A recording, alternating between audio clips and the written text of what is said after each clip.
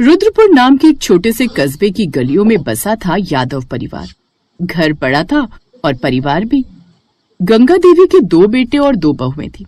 एक शाम उस घर की रसोई में घर की बड़ी बहू सुनैना ने तय किया कि रात के खाने में आलू, साग, पनीर का भरता बनेगा। तभी छोटी बहू राधिका ने अपनी जेठानी को टोकते हुए कहा, दीदी आज आलू, साग, पनीर का भरता। आप जानती हैं ना, पिताजी तो ऐसी चटपटी चीजें पसंद ही नहीं करते, उन्हें हल्की सब्जी चाहिए।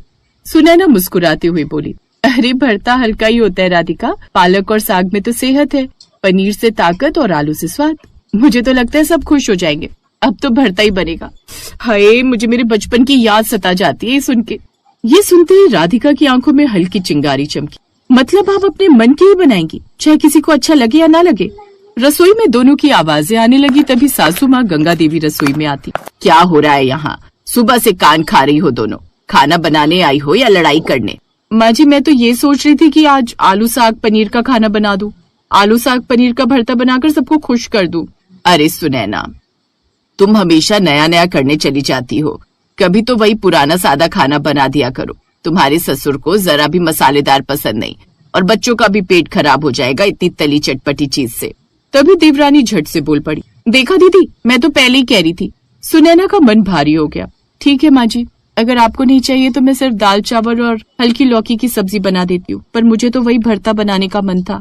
उसी समय सुनैना का पति राजीव अंदर आया। उसने बहस की आवाजें सुनी तो पूछा, क्या बात है, रोज यही झगड़ा क्यों होता है? राधिका ने तुरंत कहा, भैया दीदी तो बस अपनी मनमानी करती हैं। पिताजी की बीमारी का ध्यान नहीं है इन्हें।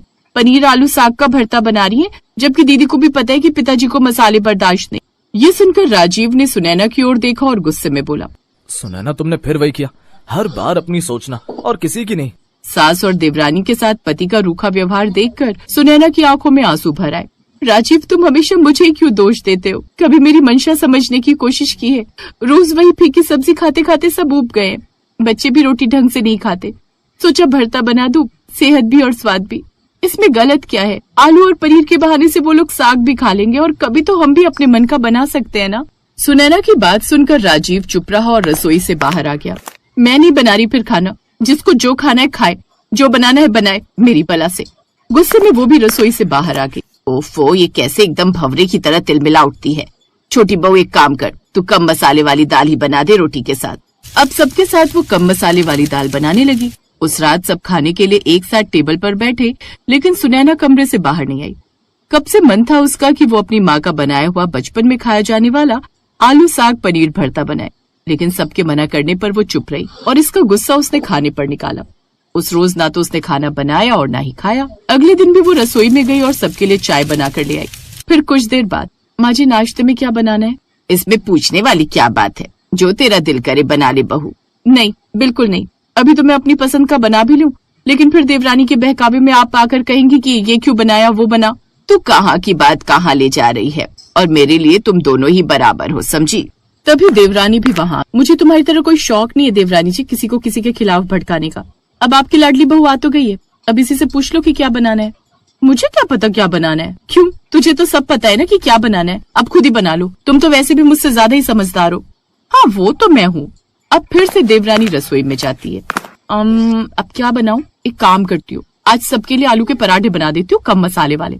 अब राधिका को इतने बड़े परिवार के लिए अकेले सारे पराठे बेलने पड़ते हैं, जिन्हें बेलते बेलते उसे पसीना भी आने लगता है। ये तो अच्छी मुसीबत मोल ली मैंने जेठानी जी से। एक भरते के लिए तो बोला था उन्होंने, उस पर उस रोज इतना बवाल ना होता तो मुझे अकेले यूं रसोई में ना पकना पड़ता। पहले दोनों मिलकर खाना बनाती थी तो सब कुछ कितनी जल्दी जल्दी हो जाता था। अकेले तो अब मेरी हालत खराब हो गई। अब 2 दिन में ही राधिका पूरी तरह से रसोई से थक गई।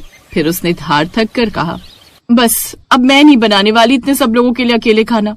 क्यों, अब क्या हुआ? बनाना अकेले? मैं तो कह देती हूँ, मैं तो तभी रसोई में जाऊंगी जब आलू, साग, पनीर का भरता बनाने के लिए हाँ बोलोगे। उनका शोर सुनकर तभी उस घर के सबसे बुजुर्ग आदमी यानी ससुर जी और बच्चों के दादाजी हरिराम यादव आ जाते। क्यों इतना कोलाहल मचा रखा है? खाना ही तो बन रहा है, उसे भी जंग का मुद्दा बना दिया। बाबूजी, मैं तो चाहती थी कि आलू, साग, पनीर का भरता बना दूं, पर सब मना कर रहे हैं। फिर दादाजी ने धीमे स्वर में कहा, बहुरिया, खाना सिर्फ पेट भरने का जरिया नहीं, घर को जोड़े रखने का जरिया भी है।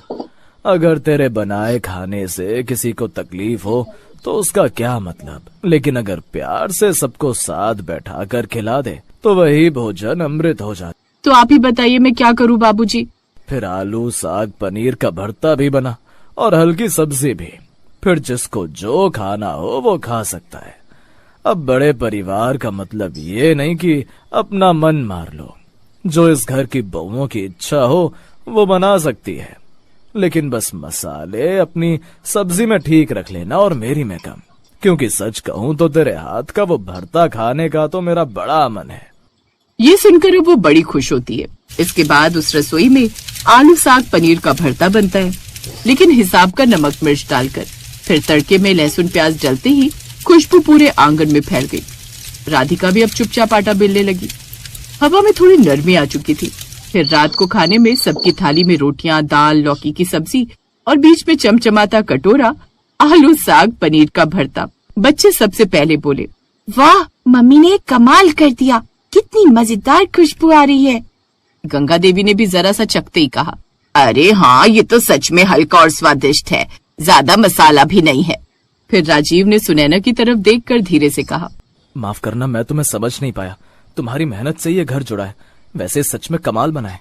आलू साग और पनीर का मिश्रण जैसे परिवार के टूटे धागों को फिर से जोड़ रहा था।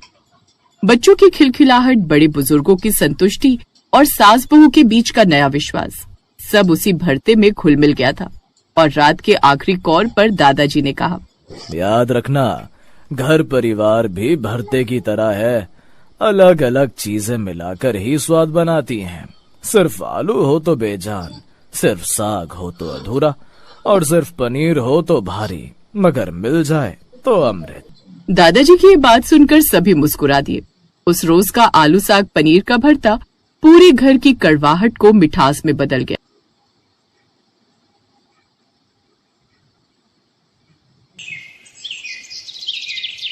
पूजा की शादी के लिए उसके घर वाले लड़का देख रहे थे। इसी वजह से उसकी मम्मी उसे रसोई में कोई न कोई खाने की चीज बनाना सिखा रही थी।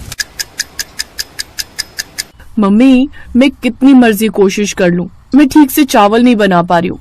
बताया तो था कि ठीक से नाप कर पानी डाला कर, तू फिर वही गलती दोहरा देती है। अगली बार जब मैं खाना बनाने खड़ी होंगी तो तू साथ खड़ी हो जाना और बिल्कुल ध्यान से देखना कि मैं कैसे चावल बनाती हूँ। ओके मेरी प्यारी मम्मा। पूजा की माँ लड़के वालों ने पूजा को पसंद कर लिया है। कल हमें रेस्टोरेंट में बुला रहे, वो चाहते हैं कि कल ही रोका कर दे। कल? फिर तो हमें भी तैयारी करनी होगी। चावल की बात बीच में ही रह गई और पूजा की शादी की तैयारियां शुरू हो गई। खूब धूमधाम से पूजा की शादी हुई। शादी के बाद पूजा अपने ससुराल पहुंची। पूजा ने सबके लिए हलवा बनाया और सबने हलवे की बहुत तारीफ की। बहुत स्वादिष्ट हलवा बनाया है, सचमुच बढ़िया घी डालकर भुना हुआ हलवा है। हलवा बिल्कुल सही चीनी डालकर बनाया है, मीठा भी एकदम बढ़िया डाला है। हलवा अच्छा बनाया है पूजा, वैसे मैं भी ऐसे ही बनाती हूँ। बाकी चीजें तो अभी तुम्हारे हाथ की किसी ने खाई नहीं है, तो वो तो बाद में पता चलेगा कि तुम बाकी खाना कैसा बनाती हो। अच्छा ही बनाती होगी बहू, जैसे तुम बढ़िया खाना बनाती हो। मुझे हलवा खाकर यकीन हो गया है कि पूजा बहू भी खाना बनाने में माहिर होगी। सास की बात सुनकर पूजा थोड़ी टेंशन में आ गई, क्योंकि वो जानती थी कि वो सब कुछ अच्छा बना सकती है, पर चावल बनाने के लिए अगर किसी ने कहा तो कहीं चावल खराब ना बन जाए। अगले कुछ दिन तक तो पूजा ने खाना नहीं बनाया, पर धीरे धीरे जब पूजा रसोई में खाना बनाने लगी तो ऐसे ही एक दिन, पूजा मैंने राजमा बना दिया, तुम चावल बना लो। चावल? हाँ चावल, जीरे वाले। क्यों, क्या हुआ, नहीं बना सकती क्या? नहीं नहीं ऐसी बात नहीं है भाभी, बना दूंगी, बना लेती हूँ। पर उसे यही चिंता थी कि उसके चावल खराब ना हो जाए। काफी देर तक पूजा सोच में डूबी रही। अचानक कुछ मेहमान मिलने के लिए आ जाते हैं। क्या बात है पूजा, तुमने अभी तक चावल नहीं बनाए? तुम्हें पता है ना मामा जी मामी जी वगैरह सब खाने के समय आए तो राजमा बने हुए हैं। तुम्हें एक चावल बनाने के लिए बोले, तुमने अभी तक वो भी गैस पर नहीं चढ़ाए। भाभी वो चावल भिगोए थे, बस बना ही रही हो। अब पूजा के पास चावल बनाने के सिवा और कोई चारा नहीं था, क्योंकि पहले ही अलका उसे 2 बार टोक चुकी थी। पूजा ने चावल बनाना शुरू किया। बीच बीच में उसकी जेठानी उसे देख रही थी। पूजा ऐसे काम नहीं चलेगा, देखो मैं इतने काम एक साथ कर लेती हूँ और एक तुम हो जो एक काम करने में घंटों लगा देती हो। अब जल्दी से चावल बना लो, मेहमानों के लिए खाना लगाना है। अलका बार बार उसे चावल के लिए बोलने आ रही थी, पर हर बार की तरह इस बार भी पूजा के चावल पूरी तरह से चिपक कर घुट गए थे। बन गए चावल? एक काम करो, तुम डाइनिंग टेबल पर ले आओ, मैंने सब कुछ लगा दिया है, मैं सलाद रख रही हूँ। पूजा ने चावल बर्तन में निकाले और सबके लिए डाइनिंग टेबल पर ले गई।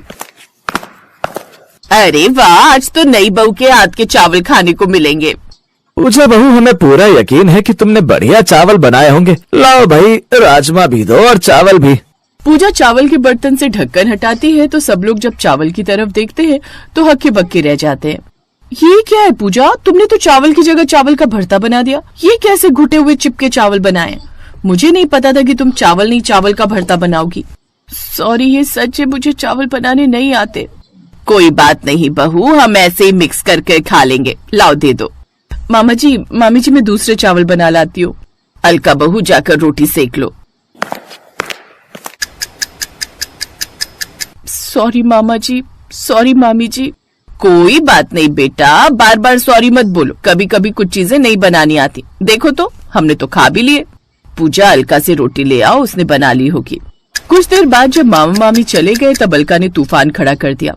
आपको पता है देवर जी, पूजा ने दोपहर में चावल का भरता बना दिया था। इतनी शर्म आ रही थी मामा जी मामी जी के सामने। बताओ तो वो क्या सोच रहे होंगे कि छोटी बहू को चावल बनाने नहीं आते। पूजा की जेठानी इतना शोर मचाकर उसका अपमान कर रही थी कि पूजा की आंखों में आंसू आ गए। बस भी करो अलका, कितना सुनाओगी? अरे नहीं आते तो क्या हुआ, मैं बनाने सिखा दूंगी बहू को चावल। पूजा बहू, चिंता मत करो, आज जो गलती तुमसे हुई है उसके लिए पछतावा करने की कोई जरूरत नहीं। कुछ चीजें ऐसी होती हैं जो हम ठीक से बना ही नहीं पाते। अब मुझे ही देख लो, मैं जब भी आटा गूंथती हूँ तो मेरे से आटा ढीला हो जाता है, मैं आटा सख्त गूंथ ही नहीं पाती। अलका बहू, तुम भी तो कई बार जब कढ़ी बनाती हो तो कभी तो बहुत अच्छी बन जाती है, कभी बिल्कुल नहीं बनती। तो क्या इसमें तुम अपने लिए ढिंडोरा पीटती हो कि तुमसे चीज अच्छी नहीं बनी? और रही बात इन चावलों की, हम इन चावल का भरता ही बनाएंगे, एक नई रेसिपी। चलो पूजा बहू, रसोई में चलते हैं। तुम मुझे प्याज, टमाटर, हरी मिर्च, लहसुन, अदरक सब कुछ काट कर दो। मैं इन चावल का भरता बनाऊंगी और कल से मेरी ड्यूटी शुरू होगी तुम्हें चावल बनाना सिखाने की। अपनी सास की बात सुनकर पूजा के चेहरे पर सुकून की मुस्कान आ जाती है। पूजा की सास चावल का भरता बनाती है क्योंकि वो जानती थी कि पूजा ने भले ही चावल घुटे हुए बनाए हैं पर दिल से बनाए हैं, इसलिए वो पूजा के बनाए हुए चावलों का मान रखती है और सबको चावल का भरता बहुत ही टेस्टी लगता है। वाह प्रकाश की माँ, तूने तो नया ही तरीका अपनाया चावल से भरता बनाने का। बड़े स्वाद लग रहे हैं तुम। पूजा बहू, एक काम करो, तुम चावल बनाना सीखना छोड़ ही दो। तुम ऐसे ही चावल बनाया करो, तुम्हारी सास इनका भरता बना दिया करेगी। क्यों भाई? नहीं नहीं, चावल भी सीखेगी हमारी बहू। ये अलग बात है कि कभी कभी ये भी ट्राई किया करेंगे, पर बहू को मैं ऐसे चावल बनाना सिखाऊंगी कि चावल का एक एक दाना अलग होगा। अगर चावल खिले खिले बनाने हैं तो सबसे पहले उन्हें बनाने का तरीका सिखाऊंगी। कुकर में कैसे बनाने हैं, खुले में कैसे बनाने हैं, सब तरीके अलग अलग होते हैं। कितने चावल, कितना पानी, हर किसी का अपना हिसाब होता है, पर चावल ऐसे बने होने चाहिए कि बर्तन से एक दाना भी ना चिपके। वही सबसे बढ़िया चावल बनने की पहचान होती है। थैंक यू माँ जी, आपकी जैसी सास पाकर सचमुच मैं बहुत खुश हूँ। सॉरी पूजा, कल मैंने कुछ ज्यादा ही बोल दिया था, पर मैं भी तुम्हारी अच्छी वाली जेठानी हूँ। मुझे पता है भाभी, आप भी बहुत अच्छे हो और यहाँ पर सब बहुत अच्छे हैं। सब मुझे समझते हैं और बहुत प्यार देते हैं।